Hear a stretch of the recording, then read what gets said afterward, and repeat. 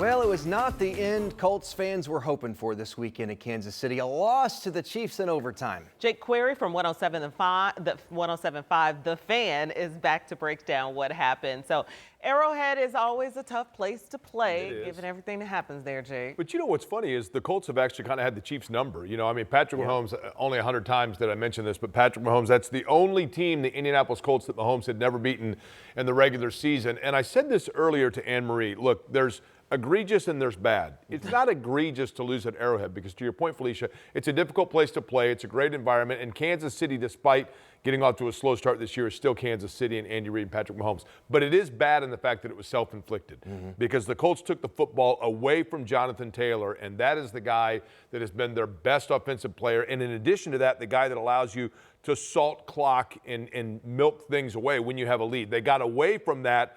And I thought Shane Steichen in this case kind of outsmarted himself. How did exhaustion factor into this game? I mean, watching those guys at the end of regulation, their hands were on their hips. I mean, it was a long, tough game. That's absolutely it. Because I think what happens is if you look at the acquisitions that the Colts have made and getting Sauce Gardner in particular, and Charvarius Ward is back, you know, coming back to that game off of the concussion protocol.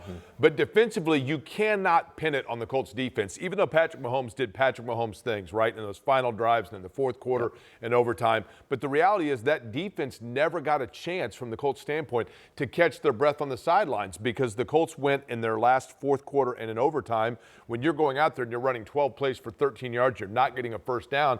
The defense has just enough time to get a score to Gatorade and go right back out. So they never got a chance to catch their breath, and I think that's what caught up to them in the end. I thought the corners did a nice job, but they just couldn't get any pressure on Mahomes, and he was able to find guys in space, and then you saw what happened. And he really picked it up toward the end of the game, or the second half, too. It was a different half. It was and again, that comes down to, I think the Colts defense just simply ran out of gas, and that's because they did not give them any help whatsoever. And not going for it, I thought, interestingly for the Colts, they had a chance to put that game away when they had the 4th and 4, and they decided in that situation to punt. Shane Steichen in the past has been aggressive in that situation, and in this case, he was not. So is it a case of let's just wipe the board of this last game and then finish how we started, or I think it's a little of that, but Felicia, the concern now for the Colts is this, and that is that it gets real. And by that I mean they've got 4 games against divisional foes in both Jacksonville and Houston remaining. Houston up next, who's got a very, very good defense and is starting to come together in form.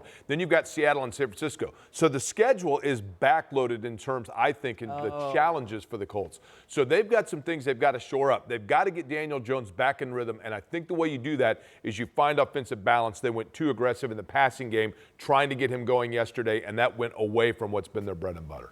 Okay, so it sounds like the second half of the season could look a little bit different than the first, but we'll see. Fingers crossed. I would agree, fingers crossed, but they definitely have some things they've got to clean up. All right, Jake, as always, thank you for being here. here. All right, my pleasure. Appreciate it.